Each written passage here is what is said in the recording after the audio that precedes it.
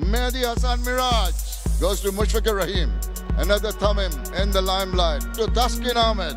BPL এর final শেষে পুরস্কার জিতলেন কারা? নানা আলোচিত সমালোচিত ঘটনা ও রেকর্ডের জন্ম দিয়ে শেষ হয়েছে বাংলাদেশ প্রিমিয়ার লিগের একাদশ আসর। 7টি দলের 40 দিন ব্যাপী এই প্রতিযোগিতায় চূড়ান্ত সাফল্য পেয়েছে ফরচুন বরিশাল। চিটাগং কিংসের বিপক্ষে তারা বিপিএল ফাইনালে ইতিহাস রেকর্ড সর্বোচ্চ 196 রানের লক্ষ্য পেরিয়ে চ্যাম্পিয়ন হয়েছে। এ তো গেল দলীয় সাফল্য। টুর্নামেন্ট জুড়ে দুর্দান্ত পারফরমেন্সের সুবাদে ব্যক্তিগতভাবেও পুরস্কৃত হয়েছেন 6 জন ক্রিকেটার। মেহেদী হাসান মিরাজ ব্যাট বল 2 বিভাগেই সমান পারফর্ম করায় মেহেদী হাসান মিরাজের হাতেই উঠেছে টুর্নামেন্টের সেরা ক্রিকেটারের পুরস্কার। খুলনা টাইগার্সকে ফাইনালে তুলতে না পারলেও ব্যক্তিগতভাবে কীর্তি করেছেন তিনি। সদ্য সমাপ্ত বিপিএলে ব্যাট হাতে 14 ইনিংসে 355 রান ও বোলিংয়ে শিকার করেছেন 13 wicket. Man of the tournament হয়ে মিরাজ 10 লাখ টাকার অর্থ পুরস্কার পেয়েছেন। মোহাম্মদ নাইম শেখ মিরাজের মতোই তার দল খুলনার আরেক ক্রিকেটার বিপিএল জুড়ে ব্যাট হাতে ঝলক দেখিয়েছেন। সর্বোচ্চ রান সংগ্রাহক হিসেবে টুর্নামেন্টের সেরা ব্যাটসম্যানের পুরস্কারটি উঠেছে মোহাম্মদ নাইম শেখের হাতে। এবারের বিপিএলে একটি সেঞ্চুরি ও 350-তে তিনি 511 রান করেছেন।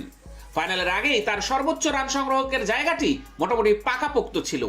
সেরা ব্যাটার হয়ে নাইমের হাতে উঠেছে 5 লাখ টাকার অর্থ পুরস্কার। ফাইনালে নাইমের রান আর কেউ ছুঁতে না পারার সম্ভাবনা না থাকলেও সুযোগ ছিল সর্বোচ্চ উইকেট শিকারী হওয়ার। যদিও সেই কীর্তি গড়তে চিটাগং কিংসের খালেদ আহমেদকে 5 উইকেট নিতেই হতো, যা ফাইনালের মতো বড় মঞ্চে অনেক কঠিনই। এদিন এই ডানহাতি বোলার কোনো উইকেট পাননি, ফলে 12 ইনিংসে 25 উইকেট নিয়ে টুর্নামেন্ট সেরা বোলার হয়েছেন তাসকিন আহমেদ। দুবার রাজশাহীর এই পেসার পেলেন 5 লাখ টাকা। মুশফিকুর রহিম চ্যাম্পিয়ন হওয়ার পাশাপাশি টুর্নামেন্ট সেরা ফিল্ডারের পুরস্কারটি জিতেছেন মুশফিকুর রহিম। যদিও মাঝে আঙুলের চোট থাকায় একাধিক ম্যাচে উইকেট কিপিং এ ছিলেন না তিনি, তবুও আসর জুড়ে উইকেটের পেছনে 12টি ক্যাচ ও 2টি স্ট্যাম্পিং করে মুশি সেরা ফিল্ডারের পুরস্কার জিতেছেন, পেয়েছেন 3 লাখ টাকা। তানজিদ হাসান তামিম নাম ও মালিকানা বদলে এবারের আসরে অংশ নিলেও খুব একটা বলার মতো পারফর্ম করতে পারেনি ঢাকা ক্যাপিটালস। তবে ব্যাট হাতে ব্যক্তিগতভাবে ঠিকই সফল ছিলেন দলটির ওপেনার তানজিদ হাসান তামিম।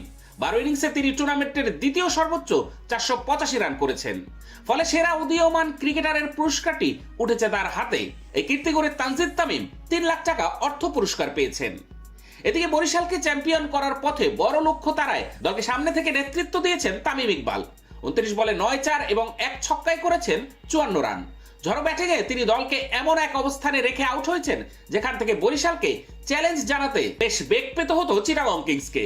ফলে ম্যান অফ দ্য ফাইনালের ক্রেস্ট উঠেছে তামিমের হাতে। একই সঙ্গে তিনি 5 লাখ টাকাও পেয়েছেন।